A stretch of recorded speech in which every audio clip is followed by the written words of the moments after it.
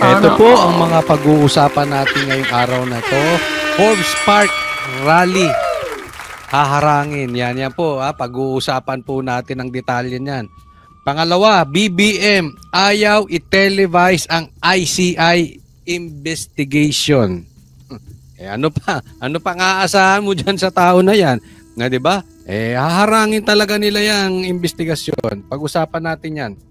Pangatlo, fake news vloggers hinamon ng drug test. Ito na. May mga fake news vloggers kayo ba naniniwala? Ilagay nyo dyan sa comment section. Dapat pati vloggers mag-drug test. Pang-apat, Boying na busted pala ni Sarah. Uy, matindi. Busted si Boying kay Sarah. Yan po ang pag-uusapan natin. Bago po tayo magsimula, huwag pong kakalimutan i-like tong vlog na ito ha. And muli, ako'y nagpapaalala. Konting lambing, baka naman po pwede tayong makahingi ng inyong subscription. Mag-subscribe po doon sa mga hindi pa po nakaka-subscribe. Click nyo lang yung subscribe button dyan. Yan, konting panahon lang hiningi ko. Okay? Hindi na po natin pagtatagalin. Dediretso na po tayo agad-agad sa ating topic dahil kay Coach Oli, bida ang balita. Ito po, unahin po natin itong hinamon ni BP Sara, ito si Boying at busted. Na-busted pala ito si Boying. Simulan natin to pero mahaba po ito. Marami po tayong pag-uusapan. Sana po mapanood nyo itong ating vlog. Simula hanggang sa dulo. Ito po, simulan na natin. Kung ka ba na italaga siyang ombudsman sa kanyang pwesto ngayon dito?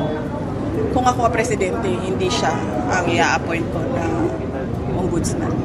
Yun. Malalim yun ha. Kung ako ang presidente, hindi ko siya i-appoint na ombudsman. Ayun. Ako sa tingin ko lang ha. Ito na talaga magiging presidente. May nagtanong po sa akin aking kaibigan. No? Baka nanonood siya rito. Anong sa tingin mo, Coach Oli? Magiging presidente ba si BP Sara? Sabi ko, sigurado yan. Ang pag-asa lang ng mga dilawan, ng mga komunista at ni Bongbong Marcos na hindi maging presidente si BP Sara sa 2028 ay patayin siya. Or i-disqualify. Pero kung dadaan sa normal na proseso, botohan. Kahit kalahati ng boto, hindi aabot sa botong matatanggap ni BP Sara. Itaga nyo sa bato yan. Kaya dapat iligtas to si BP Sara. Siguraduhin natin hindi siya mapapatay. Huwag na niya silipin, no? Ilagay na niya sa harap niya at pag-aralan na niya ng maayos. Alam mo yung sinasabi ni BP Sara na yan? Yan ay paghamon kay Boying. Ayusin mo trabaho mo. Patunayan mo. Alam mo, dapat hindi ito, pagka merong pumosisyon tayo at kini-question yung posisyon natin, huwag tayong parang bakla, huwag tayong parang bading, huwag tayo parang bata na magagalit. Dapat yun, all the more patunayan mo kasi normal na pag ikaw yung nilagay sa posisyon, nilagay ka, hindi ka naman binoto ng tao, appointment lang, natural may magre-react. Huwag mo silang pansinin. Huwag kang parang immature. Dapat maging fuel mo yun na patunayan. Kaya malalaman natin ano ang reaction dito ni Claire. Kasi sinabi niya, kung ako presidente, hindi ko ilalagay yan si Boying as ombudsman. So tingnan natin kung anong reaction ni Claire. Magagalit na naman ba siya? Immature ba siya? Kasi kung ako kay Claire, ang sasabihin ko, papatunayan ni Boying na tama yung appointment ni Bongbong. Ganun dapat. Kung ako naman si Boying, sasabihin ko, okay lang yan, natural merong hindi ka magugustuhan ng lahat ng tao. Pero papatunayan ko, tama yung appointment sa akin. Dahil magiging patas ako, batas lang. Ganun dapat. Hindi kayo, yung magre-react. So tingnan natin, bigyan natin ng pagkakataon. Si Claire ba ay parang bata? O si Boying ba parang bata? Abangan natin kasi sasagot sila dyan Tingnan natin kung ang kanilang maturity naaayon sa kanilang kaitiman. Ay, naku, hindi. Sa kanilang bayad. Ay, hindi yon. Kung kanilang maturity ay naaayon sa kanilang edad. Oh, wala po. Ang maturity po, wala sa edad yan, ha? Nako, tingnan natin. Abang-abang. Kung ano man yung gusto niyang gawin, ipagpasa Diyos na lang natin siya at ang kanyang mga gagawin bilang ombudsman. Oh yes, i-hold ko na lang muna, ma'am. Ako naniniwala kasi ako eh. Marami sa atin naniniwala sa Diyos. Pagpasa Diyos natin, nangyari. Di ba? Nilagay siyang ombudsman. Sa totoo lang, ayaw ko talaga siyang ombudsman. I think unethical para sa isang may kaso na i-appoint ka ng presidente. Pero nandiyan na yan eh. So, sabi ko nga, it's for them to prove at for us to pray. Ngayon, pagka pumalpak, saka tayo mag-alma. Ha? Yung comment ko dito sa ICC case, no? Kasi kailangan natin maki-empathize and maki-empathize sa... Oo nga, anong klaseng tanong ba naman yan eh, nakikiramay sa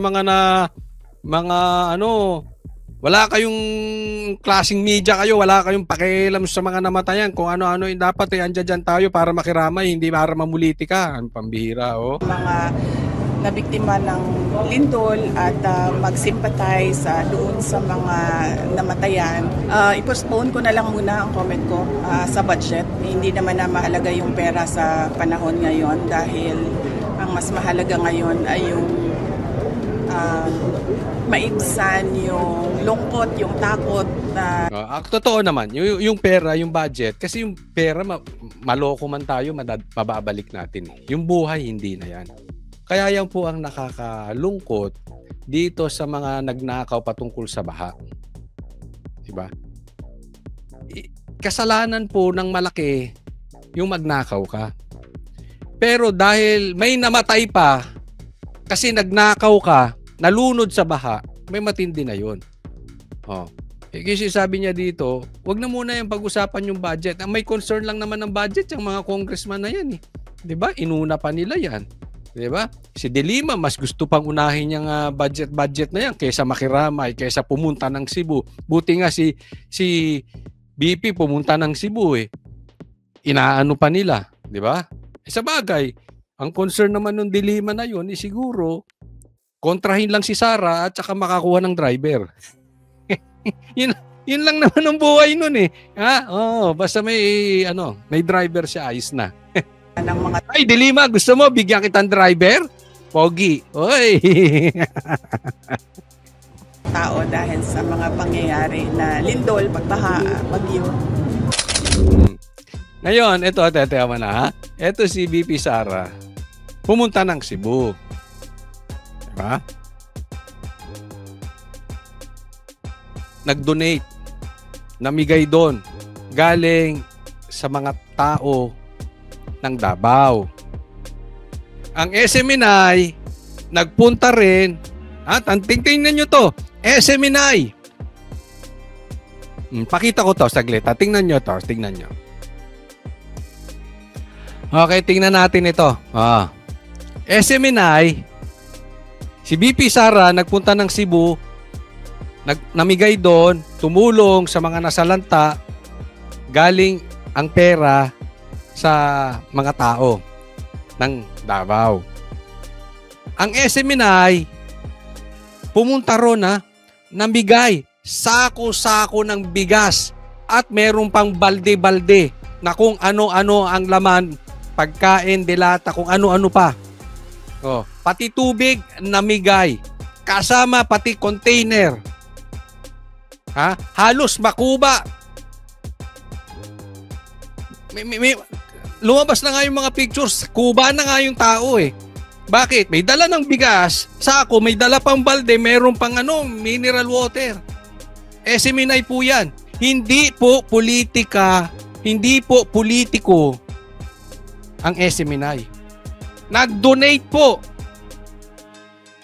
Galing sa bulsa ng mga miyembro ng SMNI.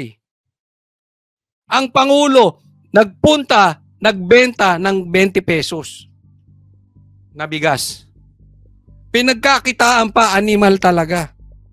Kita mo, mainstream media na SMNI nagbigay. Meron bang ibang mainstream media na namigay?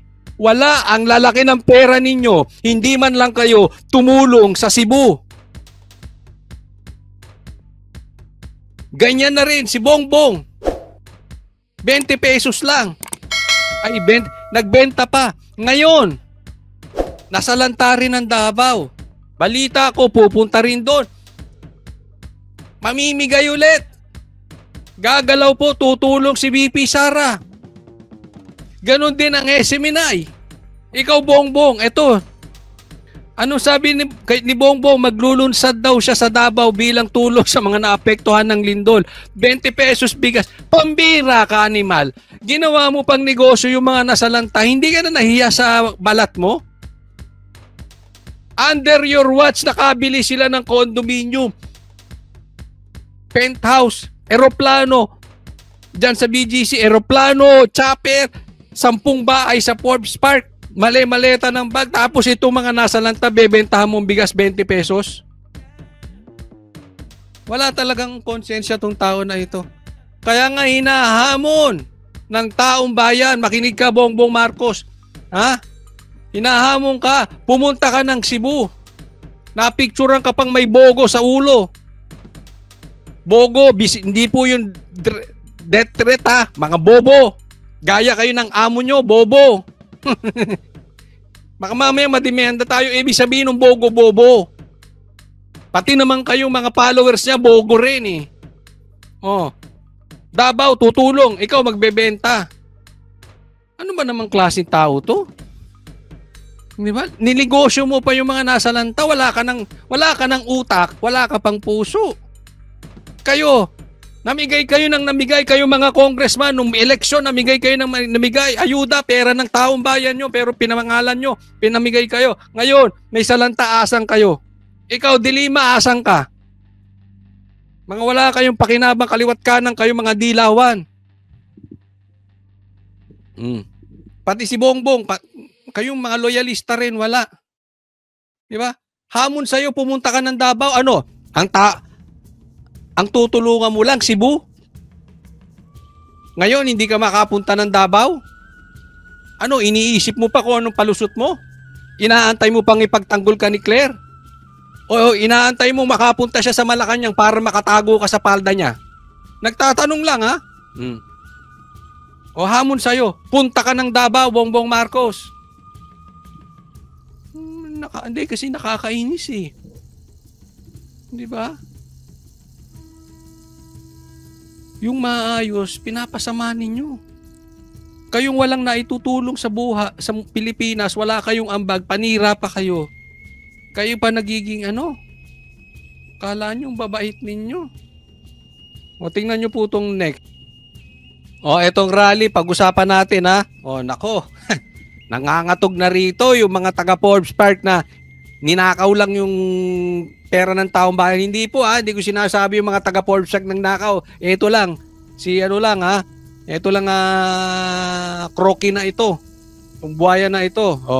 Pakinggan natin si Kiko Barsaga. Fellow citizens, it is now time to fight back against corruption.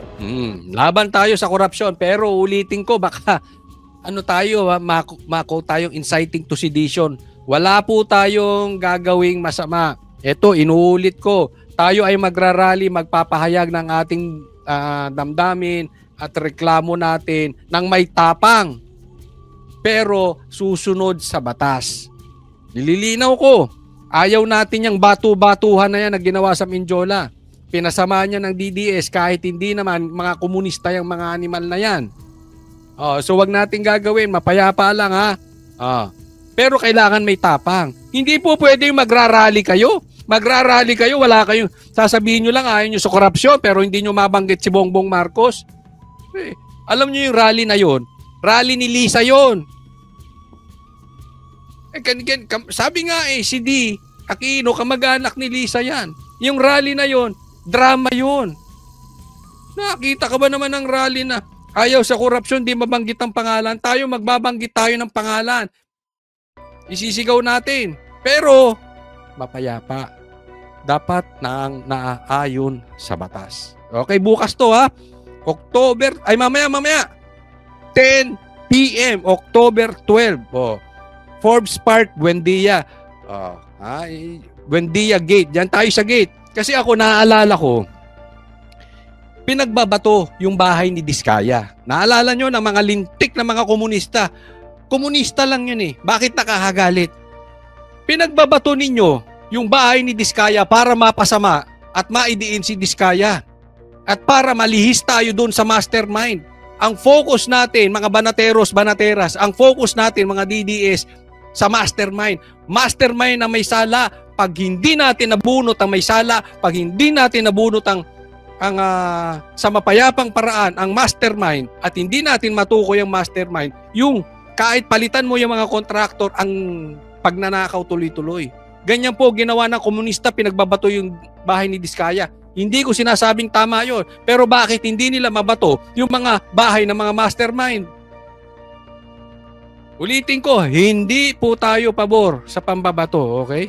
Pero makikita natin, ang komunista po, ililihis doon sa issue ng mastermind.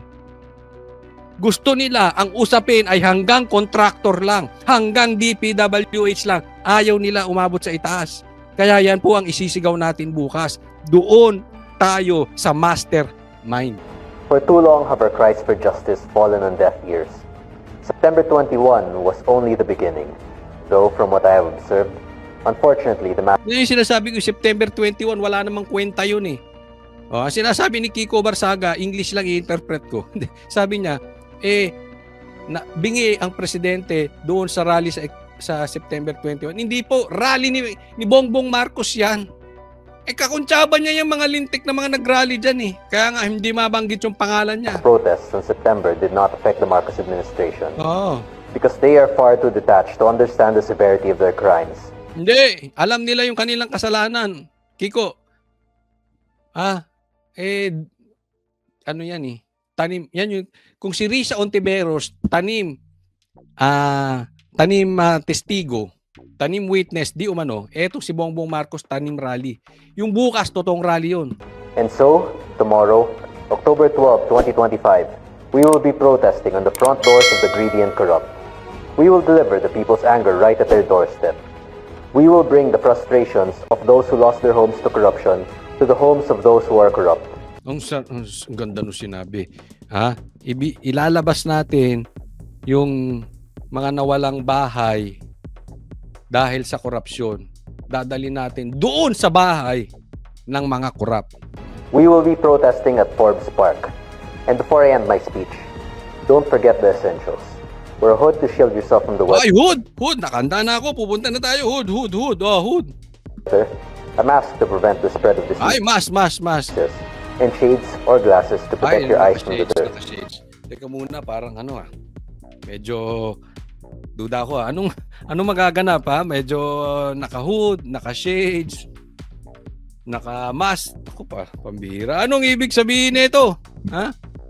Anong ibig sabihin nito, Kiko Barsaga? Doon tayo sa legal ha. Inuulit ko, doon lang tayo sa legal. Alright. Stay safe and God bless you all. Yan. Stay safe ha, stay safe. Safe lang tayo. Okay. So abang-abang lang tayo sa mga lalabas na may mga biglaang yan eh. Yan, hindi natin alam ang taktika nito si Kiko. Baka nililigaw niya yung tinataranta niya. Baka tinataranta lang ni Kiko yung mga tarantado. Ganyan na. Lalo na kung adik, ha? Ay yun eh, praning yun. Yung tipong nakikipag-usap na sa patay. Talagang mapapraning na yun. Kung ano na naiisip nun. So abang-abang tayo sa detalye, no? Pag-uusapan natin yan. And abang tayo dito sa channel na to. Mag-a-announce po tayo. Tingnan po natin to.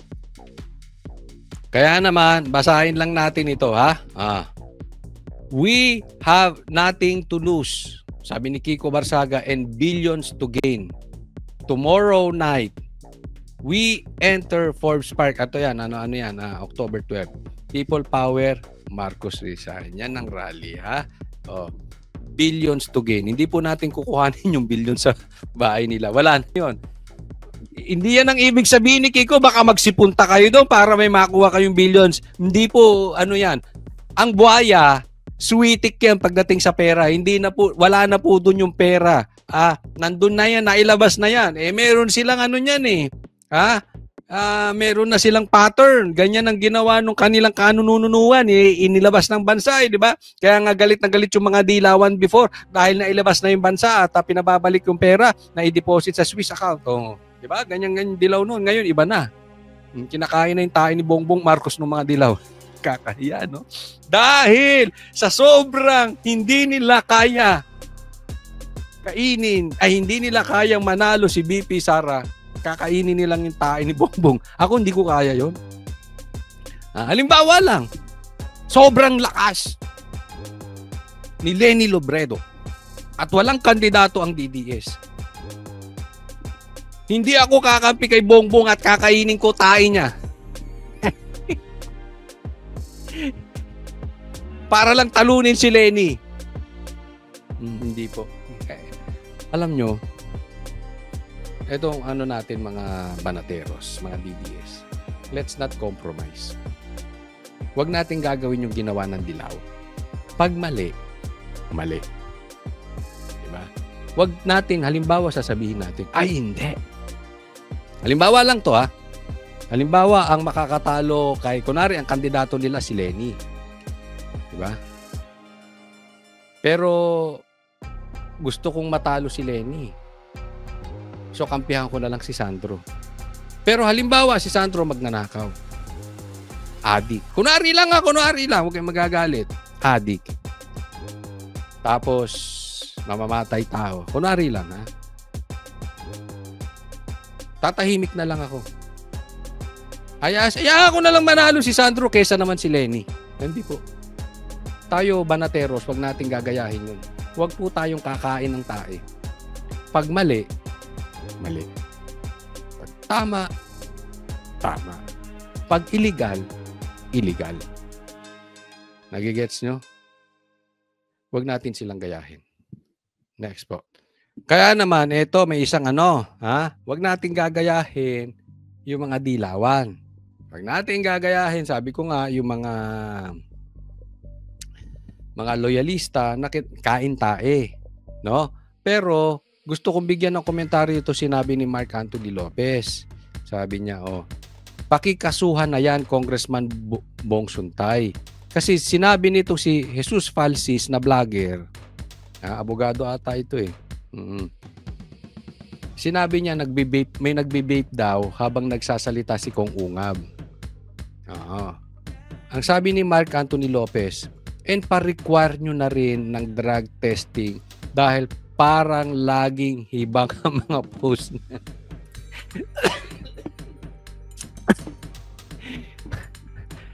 Pambira. Abogado din, di ba? Ba't fake news? Hindi, sa totoo, hindi ko kilala to si Jesus Falsis na to Hindi ko nga napapanood ang vlog na ito Nakikita ko lang kay Mark Anthony Lopez, sabi niya, alam ko abogado to, sabi nabasa ko. So, abogado, fake news. Di ba? Naku, pambira. Ano nangyayari dito sa mga to? Pero may punto si Mark Anthony Lopez. Ako, I agree. Sana lahat ng nako. Hindi ko alam kung sinong pwedeng mag-organize nito. Lahat ng political vloggers magpa-drug test. Oo. Diba? Kaya yan, hamon ni Mark Anthony Lopez, ibang na magpa-drug test na rin. Baka na rin to, kumakausap. Baka nakakausap na ito ng patay. Ha? Ay, nako. Ito, tingnan nyo. Ito yung sinasabi ni Mark Lopez. Ito. Kasi hindi ko mabasa masyado yun Ito, para makita natin malaki-laki. Tingnan po ninyo. Maliliit yung sulat Ang sabi, caught on cam. Sabi nito attorney nga. Ano ba nangyayari? Ano bang nangyayari sa mga abogado natin ngayon? Caught on cam, Congressman vaping. Ang alam ko, bawal ang smoking sa House of Representatives under Section 9. Ano pa? Pinagyabang pa niya, abogado siya. Makitid naman ang utak. O sabi niya, ito ay isang breathe easy, isang natural at ligtas na breathing exercise device na ginagamit para sa pagpakalma at tamang paghinga. Wala po yung chemical, wala pong lumalabas na usok. Para siguro yung pag-breathing exercise nga, alam mo, dapat ang abogado. Ako sa pagkakaalam ko, magaling mag-research. Bago magbitaw ng salita, naka-research. Hindi ko alam. Maybe they are on the same family. Ito si Palsis, si Boying, si Claire. Ito, ang boss nila si Bobo Gadon. Yan yung pansin nyo? Yan ang mga klase ng mga lawyers ngayon. Anyway, ewan ko kung tatanggapin nito ni itong vlogger na ito, yung hamon ni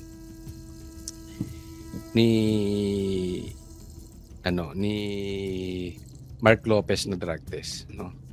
At sabi nga niya i-demanda pa 'to eh. No, pero move on tayo diyan. Ayaw natin pakialaman yung mga vloggers na 'yan. May gusto ko lang malaman ninyo na kasi binanggit niya dito na DDS. Ito, pilitin kong basahin na kasi maliit eh. Pinalakihan ko na dito sa screen pero maliit pa rin. Ang sabi,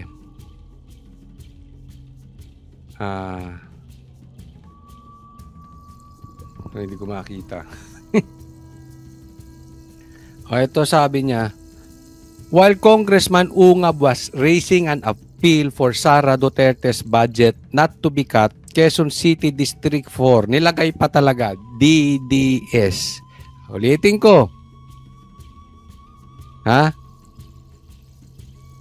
Nilagay niya, DDS, habang ina-appeal yung kay Sara. Yung budget ni Sara.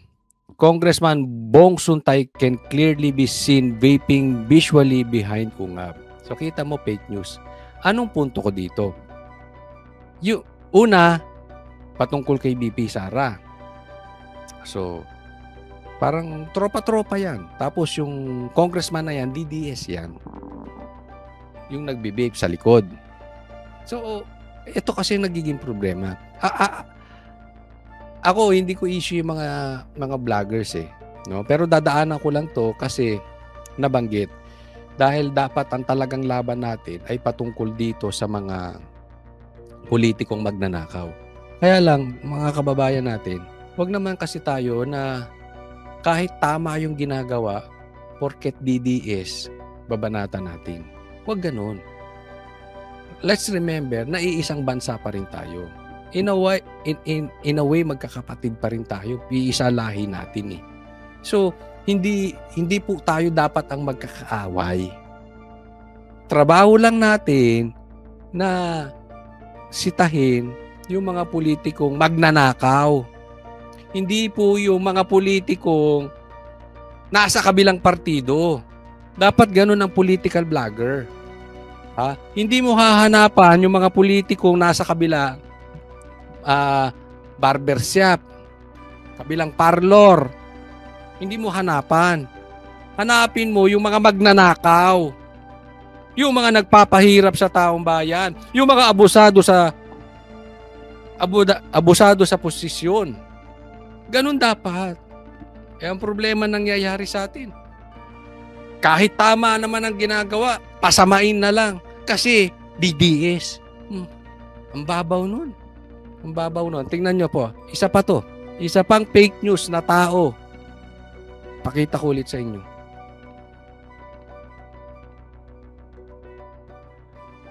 Eto. Basahin natin ha. Anong sabi? Sabi nitong si Carlos, hindi ko rin to kilala.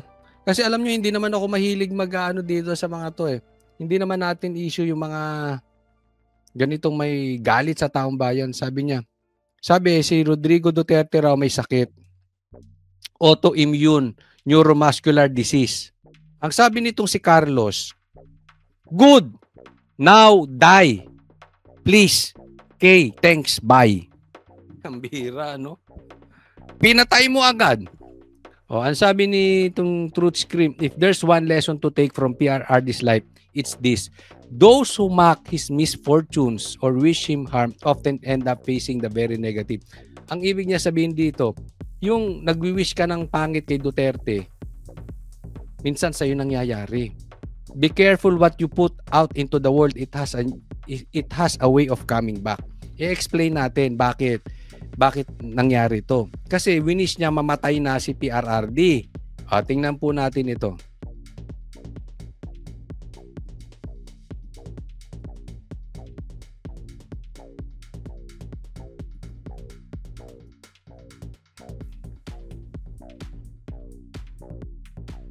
Ito,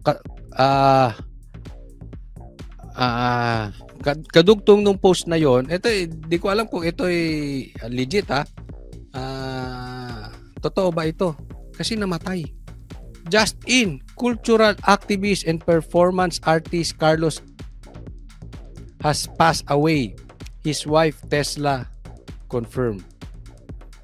Alam nyo, ito lang ang sa akin. Wag alalahanin natin, ito hindi lang para sa Duterte, hindi lang to para dun sa mga kalaban natin sa politika, sa kabilang parlor, no?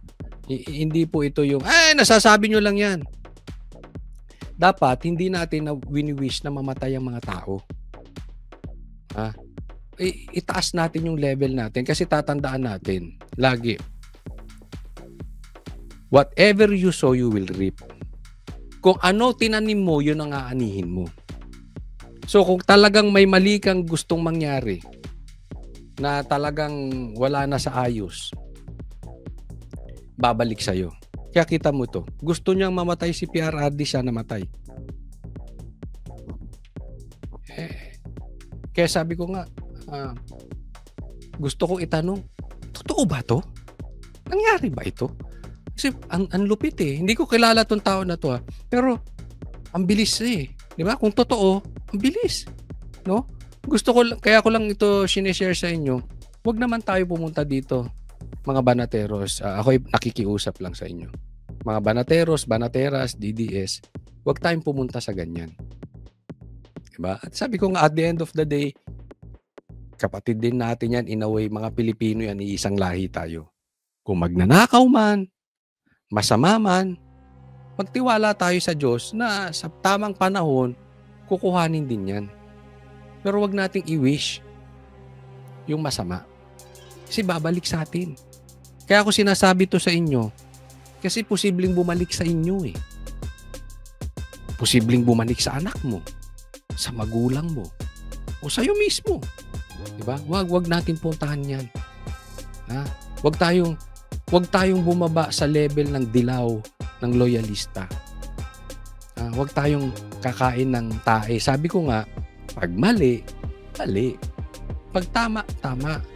May proseso naman yan Diba? Kung sakaling nagnanakaw sila, sa tamang panahon, bahala ang Diyos gumawa sa kanila ng panghuhusga.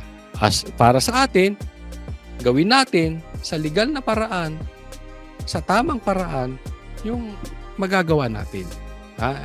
Yun lang naman. Pero mabilis kasi, sabi nga nila, mabilis ang karma. Ba't ako, hindi ako naniniwala sa karma Diba? So, sabi nga ni PRRD, maraming gustong galit sa kanya Dati, patay na Gusto siyang patayin, patay na. Pero siya, ano pa rin, diba? Ano nangyari kay Saldico? Demanda rito, demanda ron. Siya ngayon ang hindi makauwi. Ano nangyari kay gustong patalsiking ang Vice President, si BP Sara. Nauna pa siyang natanggal as House Speaker, si Tambi. Di ba? May mga ganun hindi natin alam. One good thing here is na-discover natin ang karakas ng Marcos. Wala nang uupong presidenteng Marcos. Wala na. Nadala na ang Pilipino. Next po. Ito, pag-usapan natin tong ICI. Kasi napaka-importante na yung itinayong grupo ni Bongbong Marcos para mag-imbestiga ay televised.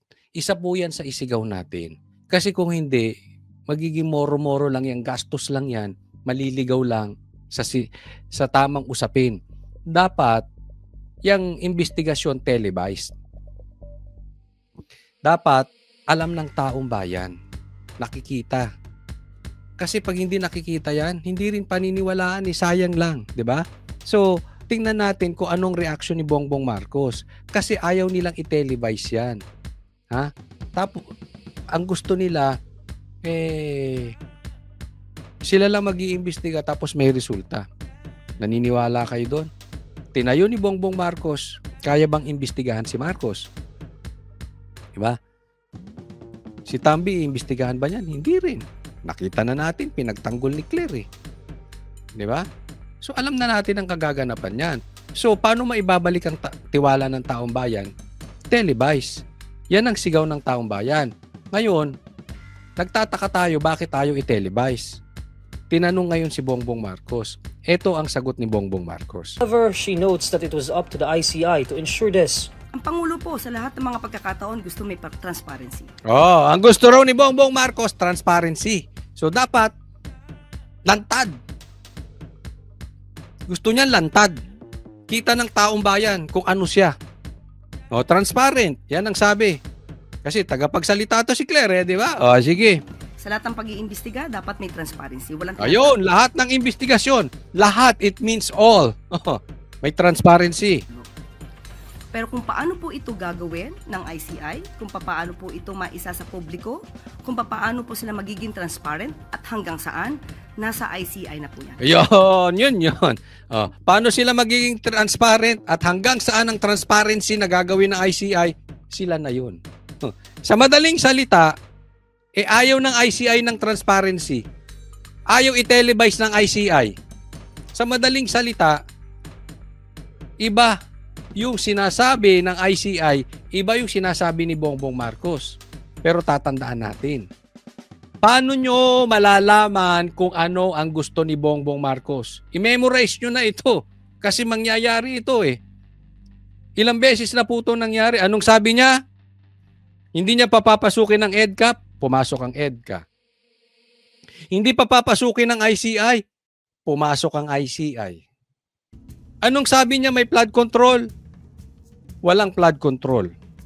Sinabi ni Bongbong Marcos, walang pumasok ni isang baril sa loob ng KOJC. Saksakan ng daming baril. 5,000 pulis pumasok sa KOJC, nagstay doon na 16 days. Lahat may dalang baril, mahahaba. Hindi yung mga maliliit, mahahaba. So ano madaling salita? Ang gusto ni Bongbong Marcos, laging kabaligtaran. Pag sinabi niya, ayaw niya sa ICI, hindi papasok ang ICI, sigurado yun, papasok ang ICI.